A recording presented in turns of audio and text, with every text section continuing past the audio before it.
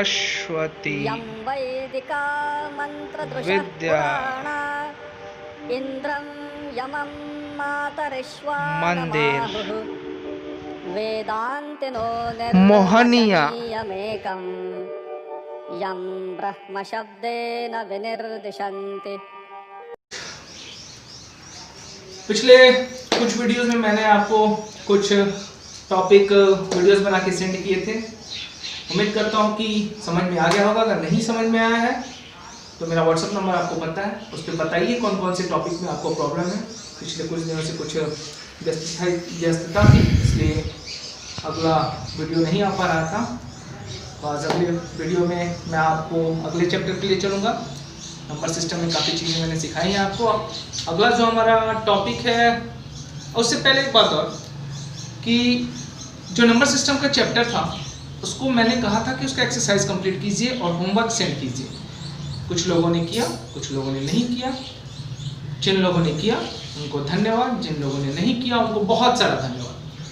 बाकी बातें क्लास करने के बाद करेंगे उनसे। उसके अब अगला जो हमारा चैप्टर है वो है नेटवर्क, जो आपका फर्स्ट चैप्टर है। तो नेटवर्क का मतलब क्या होता है? नेटवर्क का मतलब अगर आप सिंपल तरीके से समझना चाहें तो जब भी हम एक से दो लोगों को कनेक्ट कर लें, साथ में जोड़ लें, अगर दो व्यक्ति आपस में खड़े होकर बात कर रहे हैं तो वहाँ पे भी एक नेटवर्क बनता है, एक मीडिया बनती है। मीडिया क्या, यानी कि किसके थ्रू बात कर रहे हैं? अपनी आवाज़ के थ्रू बात कर रहे हैं। और नेटवर्क मतलब जैसे ही कम्युनिकेट हुए, एक दूसरे से जुड़े, तो कोई ना कोई वहाँ नेटवर्क एस्टेब्लिश्ड हो गया। तो जब भी दो या दो से व्यक्ति या डिवाइस को आपस में जोड़ा जाता है, कम्युनिकेट किया जाता है, तो इस प्रोसेस को ही हम लोग कहते हैं नेटवर्क। अब बात करते हैं नेटवर्क की जरूरत क्या है। What is the use of network? Network क्यों चाहिए? तो नेटवर्क का जो सबसे बड़ा काम है और जिसके लिए नेटवर्क को स्टेब्लिश किया जाता है या किया गया है या बनाया गया, वो था शेयरिंग ऑफ डेटा, यानी कि डेटा को एक जगह से दूसरी जगह पे शेयर करना, डेटा को एक जगह से दूसरी जगह पहुंचाना। इसी के लिए नेटवर्क स्टेब्लिश किया गया, नेटवर्क बनाया गया, जिसके थ्रू हम आसानी से आपके डेटा को एक जगह से दूसरी जगह शेयर कर सकते। अब डेटा शेयरिंग के लिए क्या चाहिए? तो डेटा शेयरिंग के लिए बेसिकली जो रिक्वायरमेंट है वो तीन है।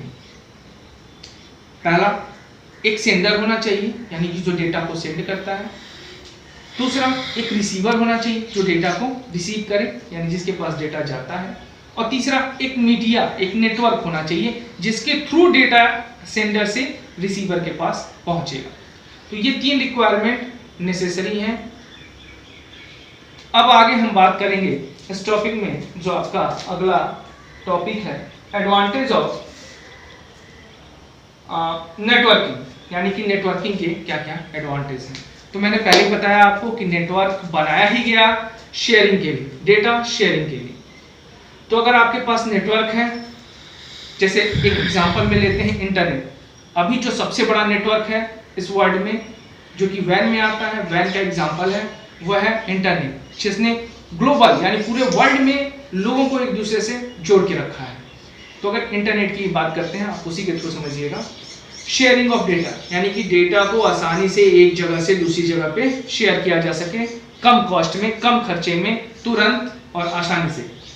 तो आप इंटरनेट का यूज करते हैं, सोशल मीडिया है आपके पास, व्हाट्सएप है आपके पास, फेसबुक है आपके पास, ईमेल है आपके पास, ऐसे बहुत सारे ऑप्शंस हैं जिनके थ्रू आप डेटा को एक जगह से दूसरी जगह आसानी से विदाउट कॉस्ट, आज के डेट में अगर मान लें तो विदाउट कॉस्ट इंस्टेंट, यानी कि तुरंत उसी समय में आप उसको सेंड कर सकते हैं। यानी कि डेटा की शेयरिंग नेटवर्क के कारण काफी आसान हो गई। दूसरा जो है वो है शेयर ऑफ रिसोर्सेज, यानी कि रिसोर्सेज को शेयर करना। जैसे फॉर एग्जांपल की अगर बात करते हैं तो मान लीजिए आपके पास दो सिस्टम है और प्रिंटर आपके पास एक सिंगल है, और दोनों यूजर को दोनों प्रिंटर पे काम करना है और प्रिंटिंग भी करनी है। तो अगर उसी एक प्रिंटर को, चाहे मीडिया आपकी गाइडेड हो, यानी कि तार के थ्रू, ब्लूटूथ के थ्रू, वाईफाई के थ्रू, किसी के भी थ्रू, दोनों सिस्टम से जोड़ दिया जाए, तो दोनों यूजर उस प्रिंटर का इस्तेमाल कर सकते हैं। यानी कि नेटवर्क के थ्रू दोनों सिस्टम से उस प्रिंटर को जोड़ा गया, तो दोनों यूजर उस प्रिंटर का यूज करेंगे। अगर ये नेटवर्क की फैसिलिटी नहीं होती तो शायद एक ही यूजर उस पर काम करता, या शायद वो भी नहीं करता, क्योंकि प्रिंटर कंप्यूटर से जोड़ना ही पॉसिबल नहीं होता अगर नेटवर्क नहीं होता। तो इस तरह से अभी हम बात करते हैं दो यूजर वालों की।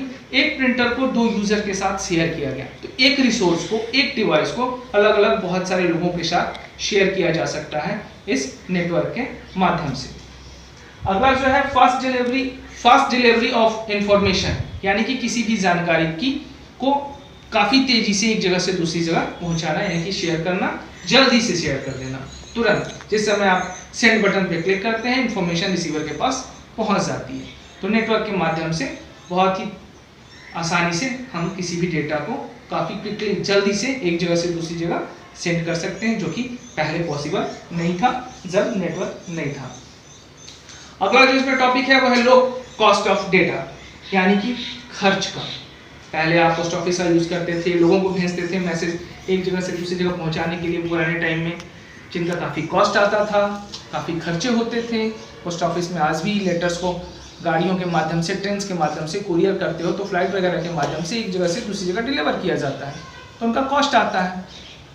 लेकिन नेटवर्क के माध्यम से, इंटरनेट के माध्यम से आप किसी भी डेटा को विदाउट कॉस्ट, अब तो एकदम मिनिमम खर्च हो गया है, जो आपकी डेटा का पैक समझ लीजिए वही खर्च है आपके, तो उस मिनिमम खर्च पे डेटा को किसी भी जगह हम सेंड कर सकते हैं।